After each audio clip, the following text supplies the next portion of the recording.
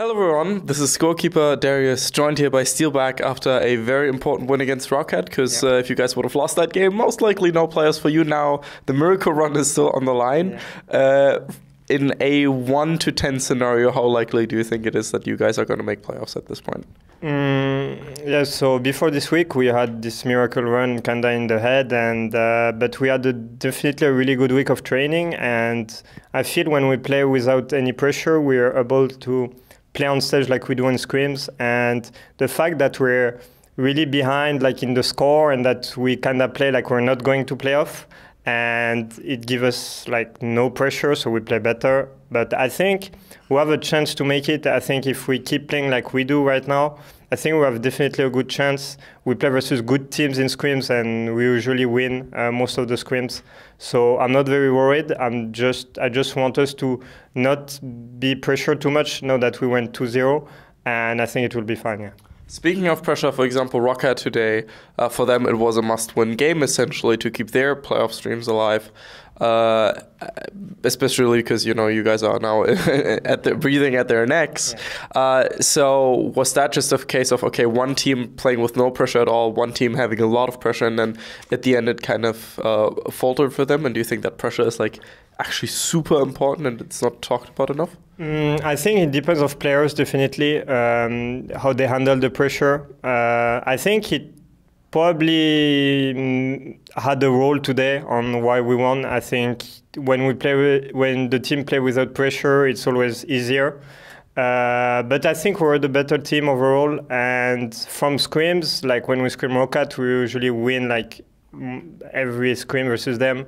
And it's only scrims, of course, but we still feel like we're better than them. So today we won. It was a hard game, but I think we're a better team anyway.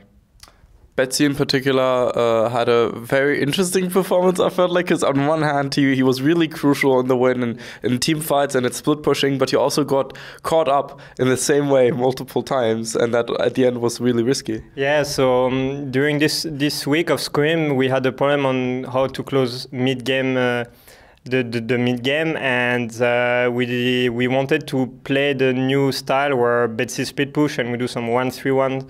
And we definitely kind of knew at doing that style, but Betsy did a really good job today. Even though he died, he bought us a lot of time to get the vision at Nash, and he did a very good job at split pushing and team fighting. So I think he played very good today, yeah.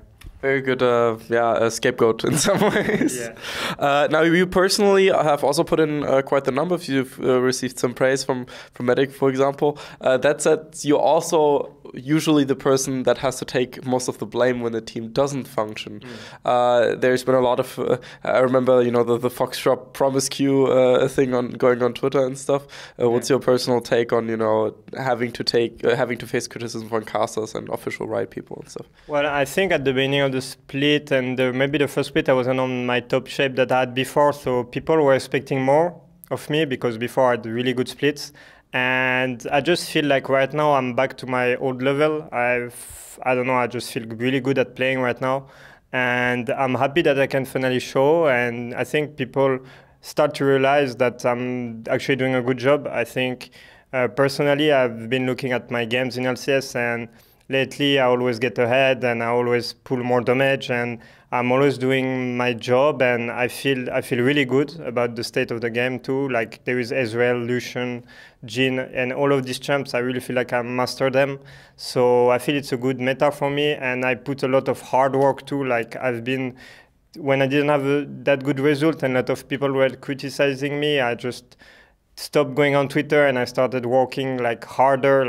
I wasn't sleeping much, and I was really looking at every review, trying to learn everything I could. And it finally paid off after all of these hours of work, and I'm happy that people can see it now, yeah. Of course, Ezreal is a very safe champion, and you are known for being a bit more of a safe AD carry. But at the end of the day, he still puts in the numbers, and in particular, after Rocket took the Baron, for example, getting that one crucial kill by dashing into it, it's important, that kind of stuff. So seeing you still aggressively dash in, despite knowing that there are probably 3 Rocket members there, is that something that you've developed over the past split in particular? Yeah, well, pretty much in scrims I always played very aggressive, but on stage I was feeling a bit nervous about play. I lost kind of my confidence when I had bad splits, and it was hard to get it back because I still was having hard game on stage. But on screen it was always fine for me, but on stage I had hard times.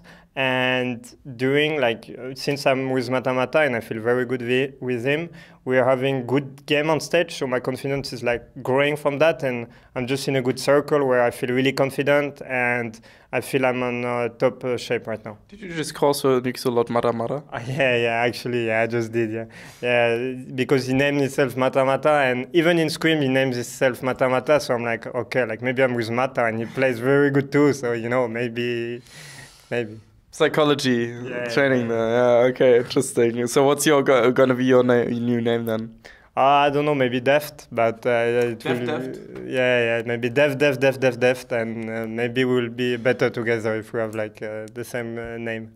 Speaking of good synergy with teammates, I heard that from Joko that the leather jackets are gonna be back in town. What's happening over there? The leather jacket? Yeah, you guys always wore similar outfits and stuff for a term, and he was like, yeah, it's coming back soon. Yeah, we kinda we always give the clothes and we always kind of exchange it, and maybe it improves our synergy, who knows, but we're really friends outside of the game, so it really helps in game to get along together, and I think we're really all good friends in the team and there is a very good atmosphere, so I think it's because of this too that we're actually having good results right now.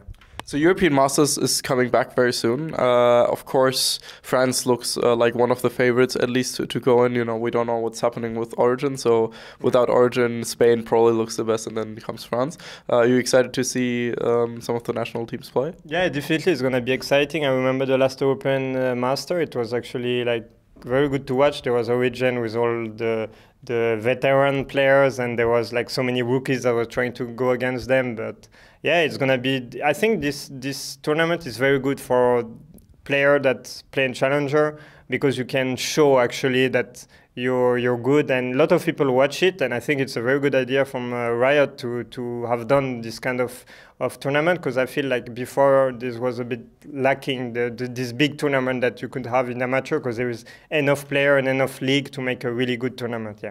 I mean, it's kind of, I'm not sure whether European Masters 2 is still going to get in that many views, because, I mean, if Forgiven is not going to play, Frog and I are not going to play. Yeah, that's true. There was Origin 2, and that's why too, But I think it's going to be interesting to see, and I will definitely watch, Any talented players that people should be on the lookout for?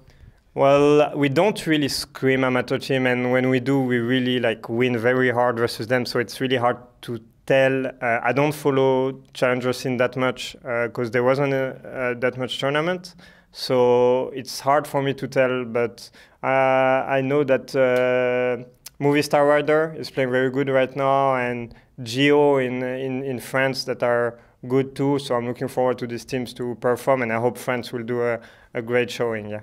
We're very excited to see those. Anything you want to say to the fans, and do you want to create a hashtag?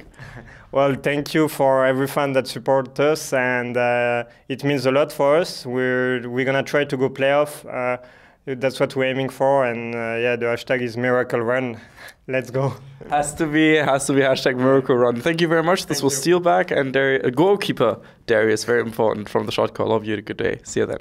Hey everyone, this is Darius from the Shotcaller, and I hope you just enjoyed that video. This is a generic end card, of course, so make sure to click here for a different interview, or here for a different interview, or about here to subscribe to the Shotcaller. We very much appreciate your support, and see you guys next time.